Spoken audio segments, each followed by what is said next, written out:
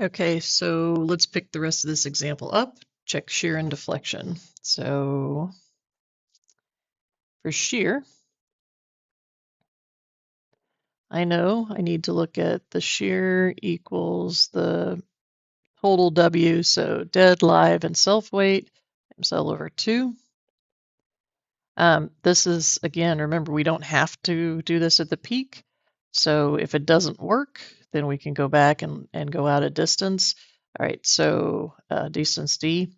So in this case, we're going to have 47.34. That's our total load, pounds per linear foot, times 13.3 feet over 2. And we get 320 psi. So what do we have?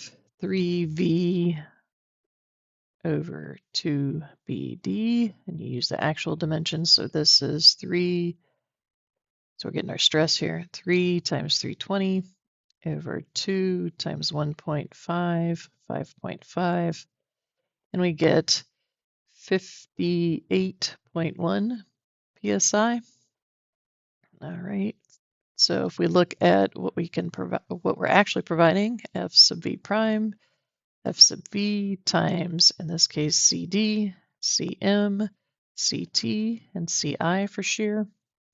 And we get 180 psi. If I look up F sub v, 1.25, 1, 1, 1, and I get 225 psi. So you can see that this is not a big deal at all for this guy.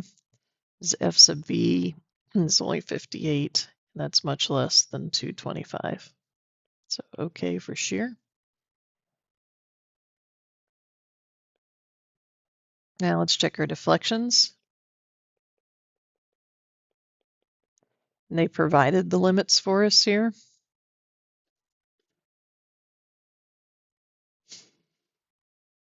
Oops.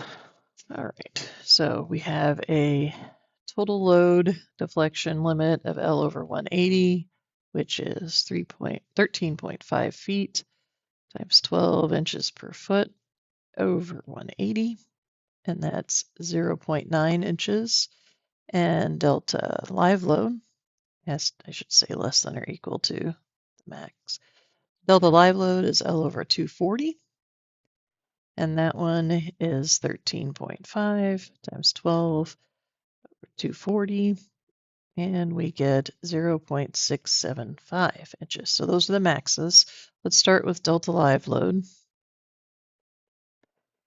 Uniform load, 5W L to the 4th, where W is for live load only, 384E prime I.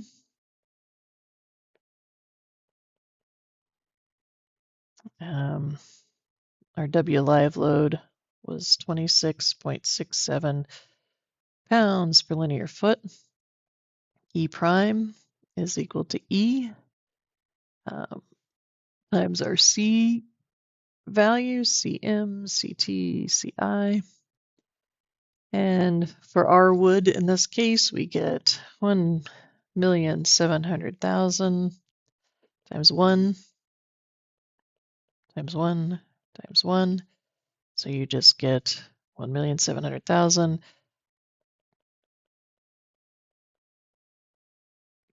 And PSI.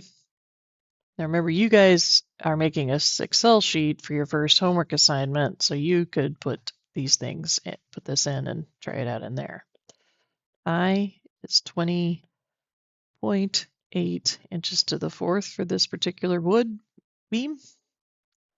And so our delta live load, go substitute into the equation and get all my units correct, and I will come out with 0.56 inches, which is less than required.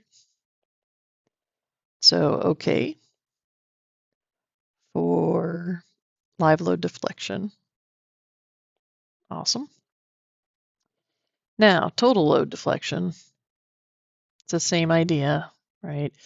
Well, let's do So total load deflection, right? You're going to use the W total load that we had and do the same equation. And if you go through that calculation, you're going to get just around 1 inch of deflection. Now that one is actually not meeting what we were required here. So our total allowable was 0.9. So 1 inch of calculated deflection is greater than 0.9 allowed. So this one's not okay. So what do you do here? This is something you can try out in your spreadsheet. Depending on what wood you're using, some options are higher grade, which you can boost your E value up, or you can use a larger section. And in this case, you would have to go ahead and you try maybe the higher grade first because it's easier calculation if you just check with the E value. The larger section size, you're going to have to go through. As long as you go larger, you know that your flexure and shear work. If there was anything that was close on dead weight, you just want to make sure that that little additional piece of dead weight, which in this case shouldn't be a factor other than for deflection. So I would go in at the larger section, recalculate my delta because what's going to increase is my I value, right? But then I'm going to have a little bit more dead load, so I need to put that into the total load and check that. So I would probably, I'm going to let you go ahead if you would like to see if you can get this one a little bit closer so that we actually meet the deflection. You can try that out in your spreadsheet if you'd like. But the next size up should work fine on this because we're pretty close on deflection and we were in pretty good shape overall.